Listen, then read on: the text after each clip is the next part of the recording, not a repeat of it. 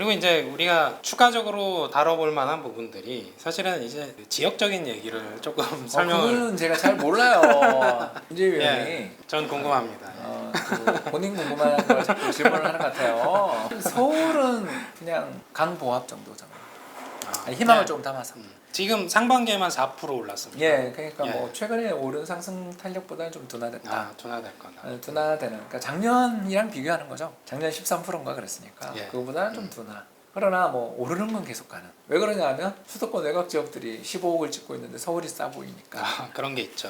예, 그게 일단 저는 서울의 강보합을 계속 만들어주는 요인이고 서울 내에서도 네. 강남도 좋지만 노도강 금관구로 불리는 서울의 동북 및 서북 지역 그리고 거기가 다 교통망도도 좋아지는 수혜 혜택을 볼 수 있는 지역들도 좀 있고 이런 지역들을 상대적으로 저는 좀 더 선호하는 편이고요. 그리고 경기도에서 특히 서울과 인접한 시군구들이 올해도 여전히 강세가 아니겠는가. 맞아요. 최근에 동두천이 어마무시하게 오르고 있습니다. 예. 양주 지역과 고양, 인천 예. 이렇게. 그러니까 얼마 전까지는 예. 수원, 뭐 예. 용인, 성남까지 남동벨트 그러니까 경기도에서도 상대적으로 집값이 비싼 지역이 먼저 한번 올랐다면 여기를 키 맞추는 게 지금은 동북하고 서북이 예. 시흥도 그렇고. 예, 이렇게 오르고 있고 이제 시흥 같은 경우는 얼마 전에 있었던 이제 그 지역 공공택지 개발 지역이 어떻게 되는지도 이제 봐야 되겠죠. 광명, 시흥, 신도시야. 예, 이제 뭐 근데 캔슬할 수 있겠습니까?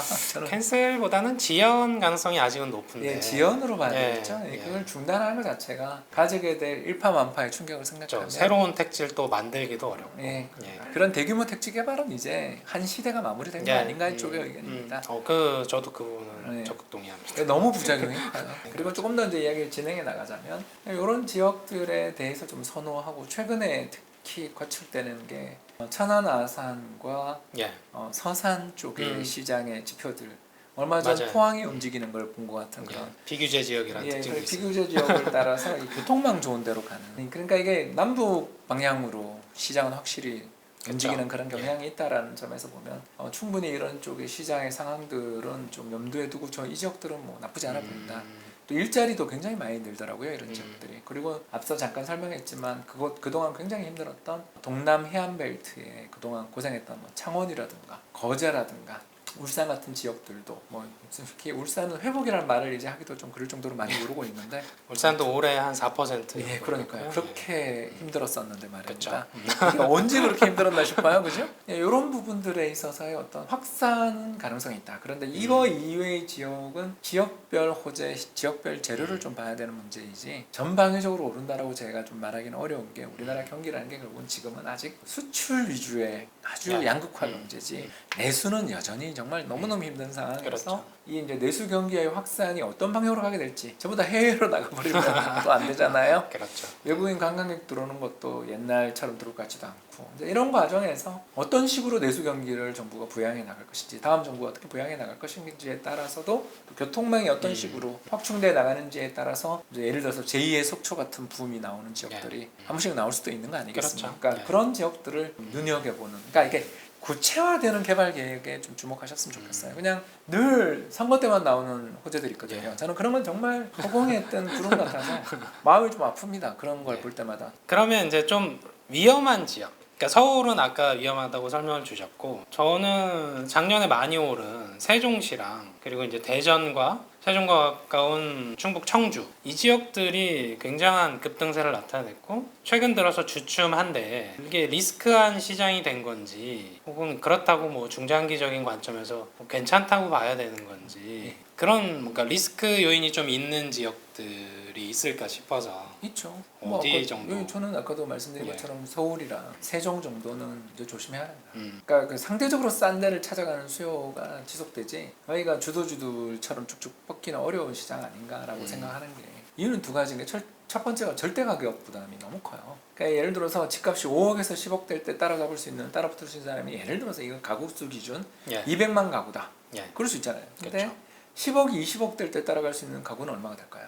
100만 가구 안 될걸요? 그렇죠. 왜 그러냐면 소득 계층의 사다리는 위로 갈수록 첨탑이 됩니다.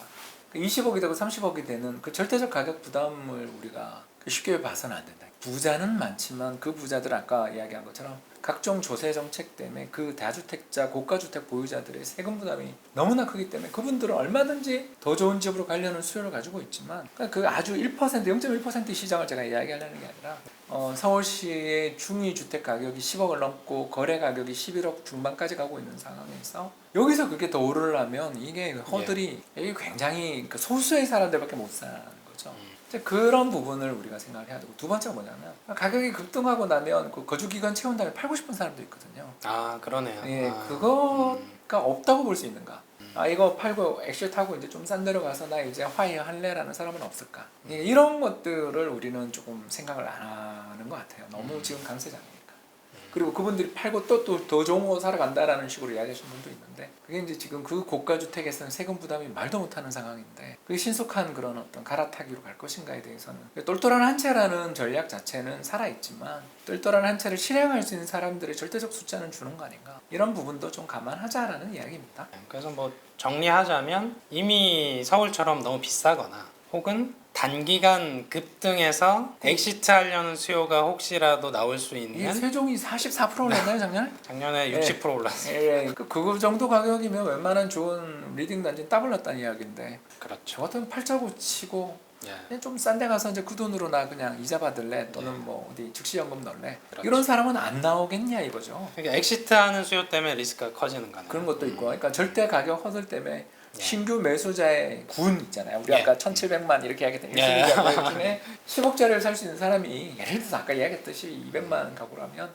15억, 20억을 가게 되면 그게 100만 가구 되겠냐 이거죠. 예를 들어서 50만 가구로 줄 텐데 그 절대적인 가격 허들 문제를 소득은 그렇게 아직은 이제 올해 뭐 일부 수출 기업들은 연봉 올려주시겠지만 사회 전체적으로 소득이 아주 가파르게 오르지 않는 시대인데 그 절대 가격 허들 문제들이 이제 생기는 이런 것들도 조금은 검토해 보자. 더군다나 그 가격에는 대출도 안 나온다.